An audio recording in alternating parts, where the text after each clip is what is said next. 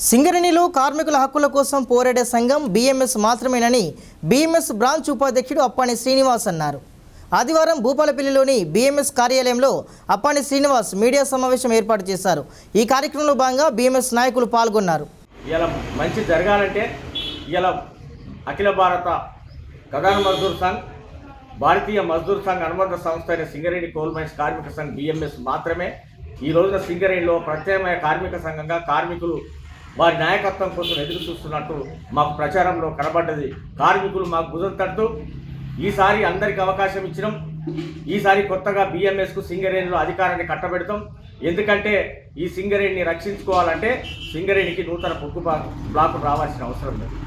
అదే రకంగా సింగరేణిలో రాజకీయ అవినీతి అంతం కావాలంటే ఏ రాజకీయ పార్టీ జోక్యం లేనటువంటి ట్రేడ్ యూనియన్ నాయకత్వం సింగరేణిలో నడవాల్సిన అవసరం ఉన్నది. అదే రకంగా ప్రభుత్వ రాజకీయ అవినీతి అంతం కావాలంటే రాజకీయేతర శక్తులను దూరం పెట్టే ఒక ప్రత్యేకమైన ట్రేడ్ యూనియన్ నాయకత్వం కావాలని చెప్పి ఇలా కార్మికులు ఆలోచిస్తున్న ఈ తరుణంలో భారతీయ మజ్దూర్ సంఘ బీఎంఎస్గా మేము కార్మికులకు హామీ ఇస్తూ ఉన్నాం. నూతన బొగ్గు బ్లాకులను తీసుకొచ్చే బాధ్యత బీఎంఎస్ వదిలేయండి.